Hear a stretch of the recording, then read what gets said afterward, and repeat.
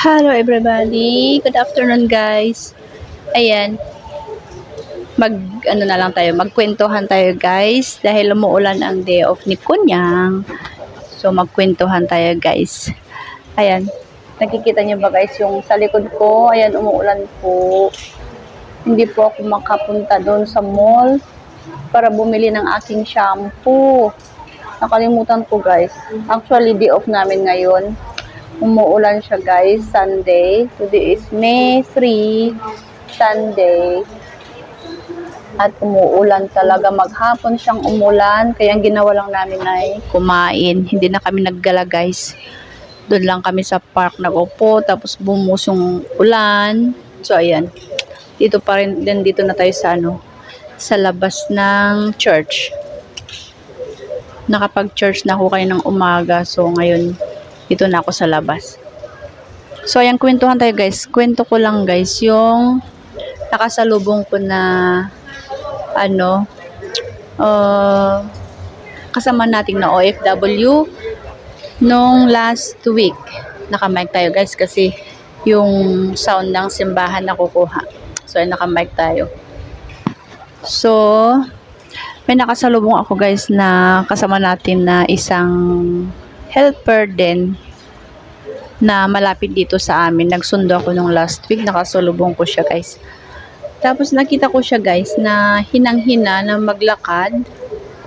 Tapos sabi ko, bakit para kang may sakit? Sabi ko, sabi niya, kasi ate may sakit ako sa puso. May sakit daw siya sa puso guys. Tapos lumabas siya para bumili ng food niya, dinner niya doon sa Moco Mall. So yun, sabi ko bakit hindi siya magpa-check up? Naka-schedule daw siya ng kanyang surgery itong May 21 o May 21 sabi niya guys sa akin, May 21.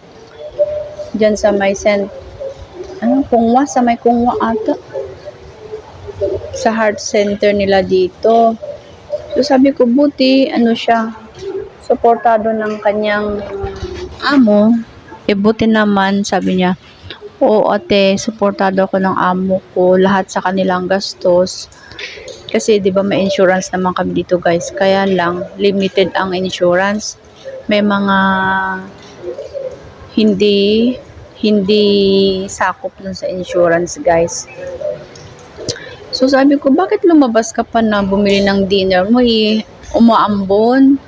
Baka mapagod ka lalo. Sabi naman, hindi naman daw kasi dahan-dahan. Umuulan pa yun. Tapos, alam mo guys, yung paglakad niya is, alam mo yun, parang lakad pagong. Yung bahay nila dito, yung building nila is walang elevator. Kasi, mababa lang yung sa kanila. Nasa 6th floor. Nasa 6th floor sila. So, yun. Ay, no. Oh, yeah, 6th floor nga pala. Tapos, hagdan talaga ang lalakarin daw nila, guys. Wala siyang elevator. So, ang lakad niya ay dahan-dahan.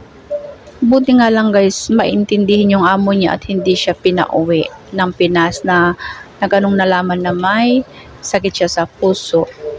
So, maswerte si Katulong kasi ang amo ay maintindihin, 'di ba? Sana lahat ng amo ay ganun, na maintindihan ka ng amo mo, maipagamot ka ng amo mo. Yan. Tapos, ayun, naghiwalay na kami. Nagsundo na ako ng alaga ko, siya naman pauwi. Pero nakikita ko talaga siya guys, hinang-hina siya. Tapos, alam mo yung kawawa siyang maglakad kasi, parang lakad pagong talaga ang paglakad niya na,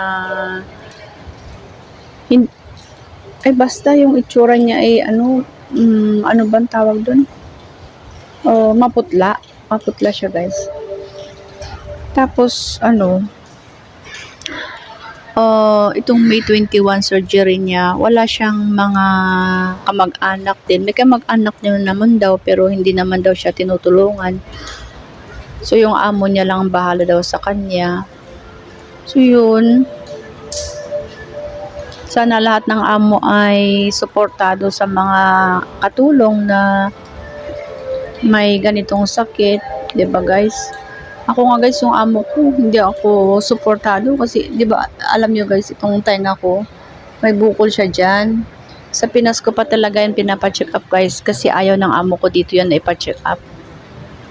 Ewan ko lang kay amo bakit, anong rason niya. Sabi niya wala daw akong family dito na titingin sa akin halimbawa ako ay ma-operahan. Pero ang alam ko talaga dun ayaw niya lang na maglabas ng pera, ganun. So, hindi naman siya masakit. So, pag ako, nakauwi na lang ng Pinas. Tsaka tayo pa-opera. Ayan. Ano pa? So, yun, si Kabayan, i-pray na lang natin na successful ang kanyang heart surgery sa May 21.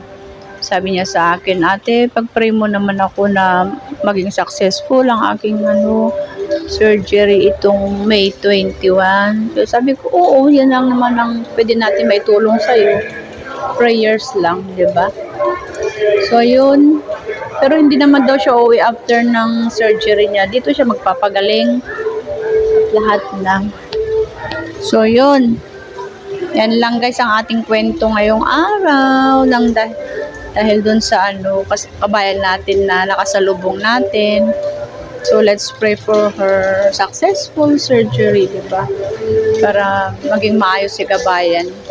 Yan lang guys. Thank you po sa pakikinig. Till next time po. Bye-bye.